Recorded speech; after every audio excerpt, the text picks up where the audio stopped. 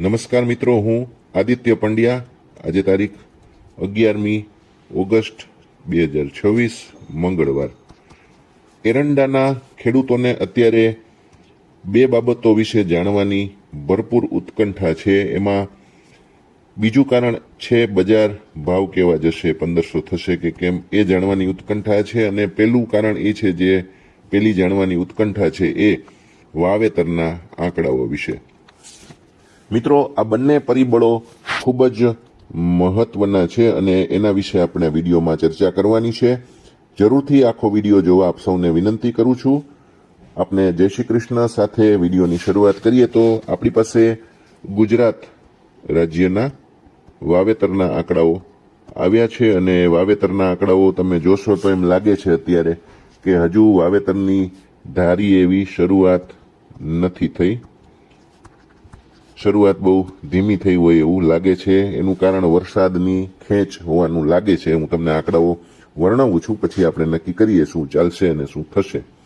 તો ગુજરાતમાં ગયા વર્ષે આ સમયે એટલે કે 10મી ઓગસ્ટ સુધીમાં 3,27,000 હેક્ટરમાં વાવેતર થઈ ગયું હતું અને આ વર્ષે એટલે ગઈકાલે જે કૃષિ વિભાગનો આંકડો આવ્યો છે એ 2,38,000 હેક્ટરનો આવ્યો છે. એટલે વાવેતર આમ જોવો તો ગયા વર્ષ કરતા ઓછું દેખાય છે. 2,38, ગયા વર્ષે 3,27 હતું.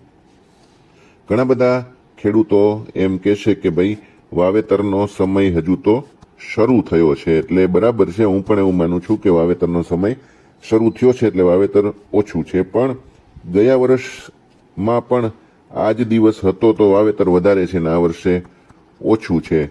એટલે એનું કારણ સમજાય એવું નથી. કદાચ ખેતરોમાં પાણી ભર્યા છે એવું ઘણા કહેતા હોય છે. ઘણા એરંડાની જગ્યાએ કોઈ બીજા ક્રોપ લઈ લીધા હોય એવી વાત પણ કરી રહ્યા છે. જે હશે એ બધું આપણને 15મી સપ્ટેમ્બર, બહુ તો 30 સપ્ટેમ્બર સુધીમાં ક્લિયર થઈ જવાનું છે. પણ ગુજરાતનો આંકડો મેં જે તમને આપ્યો આ વર્ષનો એ 2,38,000 હેક્ટરનો આપ્યો. હવે ભારત સરકારના જે આંકડા આવ્યા છે એ સરખાવીશ તો તમને આશ્ચર્ય થાય એવું છે. પણ એ પહેલા તમને કહી દઉં કે ગુજરાતમાં કચ્છની અંદર વાવેતર ગયા વર્ષ કરતાં ઘણું ઓછું છે. માત્ર 81,400 હેક્ટર બતાવે છે અને ત્યાં વરસાદની ભયંકર ખાધ છે એટલા માટે વાવેતર ઓછું છે. ઉત્તર ગુજરાતની અંદર વાવેતર 1,07,000 હેક્ટર થયું છે, એ પણ ઓછું છે. અને સૌરાષ્ટ્ર વિસ્તારની વાત કરું તો 39,300 હેક્ટરમાં વાવેતર અત્યારે બતાવે છે ગુજરાત સરકારના આંકડા, એ પણ ઓછું છે. હવે હું તમને ભારત સરકારના કૃષિ વિભાગના આંકડા કહું તો ભારત સરકારે ગયા વર્ષે જે આંકડો આપ્યો હતો એ 2,95,000 હેક્ટરનો આપ્યો હતો અને આ વર્ષે અત્યાર સુધીમાં જે વાવેતર થયું છે 2,27,000 હેક્ટરમાં થયું છે. મિત્રો, વિસંગતતા કૃષિ વિભાગના આંકડાઓમાં ક્યાં છે એની વાત તમને કરવી છે. આખા ગુજરાતનો આંકડો જોઈએ આપણે તો 2,38,000 હેક્ટર છે.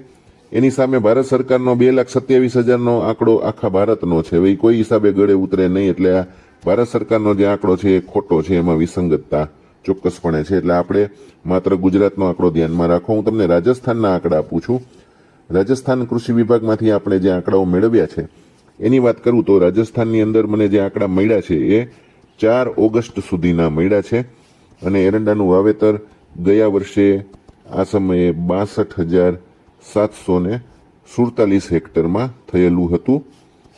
આ વર્ષે જે આંકડો મને મળ્યો છે 71,669 હેક્ટર છે. એટલે વાવેતર વધારે થયું છે રાજસ્થાનની અંદર અને થશે એવું લાગી રહ્યું છે. કારણ કે ત્યાંની સરકારે જે આંકડો રાખ્યો છે 2.5 લાખ હેક્ટરનો એનો ટાર્ગેટ રાખ્યો છે અને અત્યારે હજુ 71 થયું છે.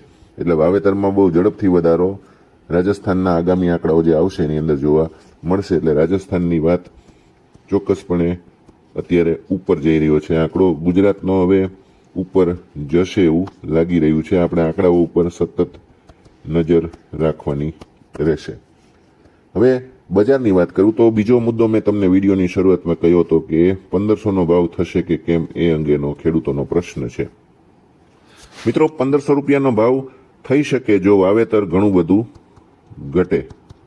અધરવાઇઝ એ સિવાયના જો કોઈ સંજોગ હોય તો મેં તમને એ પણ ટાર્ગેટ આપેલો છે કે 1,450 કે 1,475 સુધી જવાની સંભાવના અત્યારે છે. એના માટે કારણ માત્ર અછતનું છે, કારણ કે નવું આવે ત્યાં સુધી પુરવઠો બધાને ઓછો દેખાય છે. ઉપરાંત દિવેલ જે છે એની નિકાસ ઘણી સારી છે. આ બે કારણથી અત્યારે આ ભાવ મેં જે તમને કહ્યું એ થવાની શક્યતા દેખાઈ રહી છે.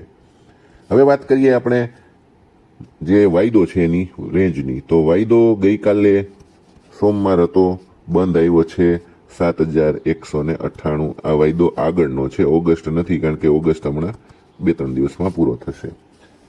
એટલે આપણે આગળના વાયદાની વાત કરીએ છીએ તો આ બંધ ભાવથી રેઝિસ્ટન્સ એટલે કે ઉપરની તરફ ક્યાં ક્યાં જાય, તો ઉપર જાય 7,226, તો એની ઉપર 7,253 અને 7,274 સુધીના આ લેવલ ઉપરની તરફના છે.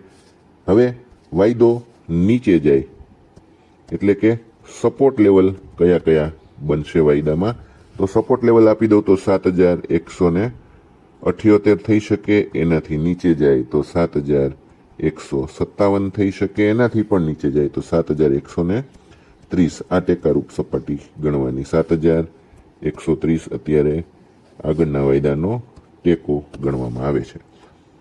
માર્કેટિંગ યાર્ડોની વાત કરીએ તો લગભગ 28,000 થી 30,000 ગુણીની આવક છે અને ભાવમાં 5-10 રૂપિયાની મુવમેન્ટ સાથે મંડીઓની અંદર 1,350 થી લઈને 1,425 સુધીના ભાવ લગભગ બધી જગ્યાએ ચાલી રહ્યા છે. મિત્રો, વિડીયો કેવો લાગ્યો જરૂરથી કોમેન્ટ કરો, સબસ્ક્રાઈબ કરો અને ખાસ કરીને શેર કરવાનું ભૂલતા નહીં. સૌને જય શ્રી કૃષ્ણ.